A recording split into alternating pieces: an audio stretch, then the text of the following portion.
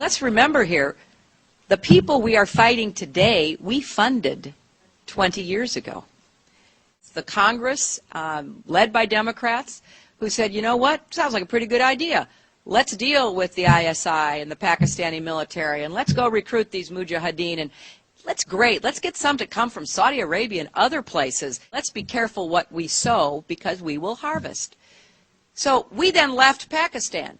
We said, okay, fine, you deal with the stingers that we've left all over your country. You deal with the mines that are along the border. And by the way, we don't want to have anything to do with you. In fact, we're sanctioning you. Yes, he is Jewish, and his name is Simon Elliott. Edward Snowden has already released documents proving that, and a French newspaper has already reported on this. But your Jewish masters in the U.S., especially your terrorist Senator John McCain, will not allow it to be publicized. And here is the same Jewish terrorist Simon Elliott masquerading as a leader of the Islamic Caliphate. And here he is hanging out with your Senator John McCain, orchestrating and funding the new terrorist group. This is all nothing but a charade. And do not think for a minute this is just an isolated incident. They have been doing this for a long, long time.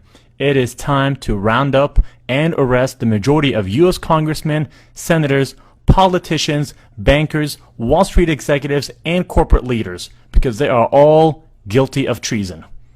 Adam Gadon, the so-called American Al-Qaeda who proclaimed himself the media maven, if you will, for Al-Qaeda, and was helping to produce a lot of these so-called Al-Qaeda videos that were all over the internet that made Al-Qaeda look really bad and made the Muslims look bad.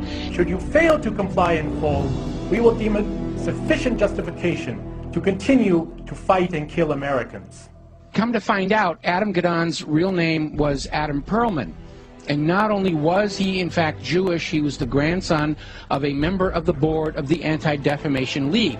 And if you've been following the history of the Anti-Defamation League, you will find out they've been very much involved in covertly supporting a lot of these so-called American Nazi movements. In fact, all the way back, just about the time of World War II, there was this scandal where the head of the American Nazi Party, which had a total membership of like 6, and yet they were getting all this press, was arrested for embezzling from his sponsors, which turned out to be the ADL, so that kind of blew up in their faces. So anyway, we have Adam Perlman, and he's been going around saying, I'm Al-Qaeda, see, I got a turban on my head, I'm a terrible Muslim, gotta hate me, gotta be afraid of me, and of course everybody's laughing at him now because we all know who he is. Okay, so they have brought in the understudy, and there is a new American Al-Qaeda named Yosef Al-Khattab. Ooh, big scary name, and they've got a picture of him out there where he's holding all these guns and knives, and he's dressed up like a wannabe Rambo, and he's scowling at the camera, and he supposedly has this website with things in it, like pictures of the Statue of Liberty with an axe buried in the back of the head. I mean, very heavy-handed, very over-the-top. There was also a link to a puppet show mocking Danny Pearl's beheading. Take a look.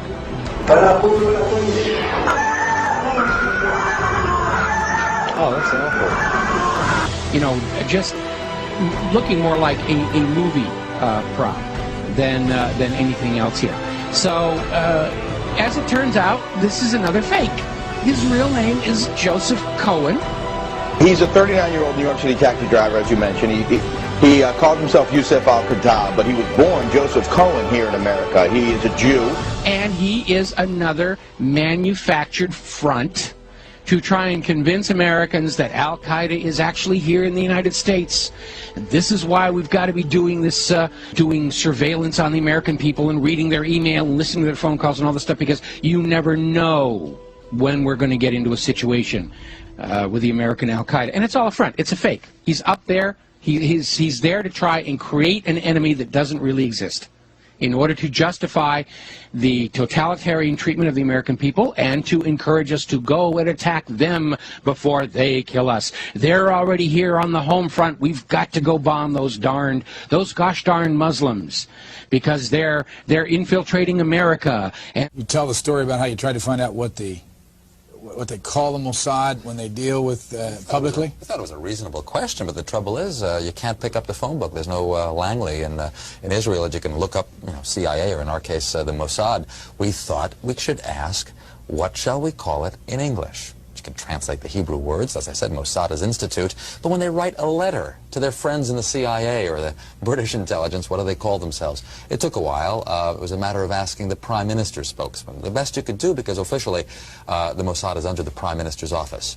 And I think he sort of wondered why you want to know and all that, so we explained. And he came up with the Israeli Secret Intelligence Service. I mean, if it were to have initials, it would be ISIS. Just simple words like that. Interestingly enough, kind of a British model. The British don't really like the names MI5 and MI6 for... Did you get that? ISIS. ISIS. Israeli Secret Intelligence Service.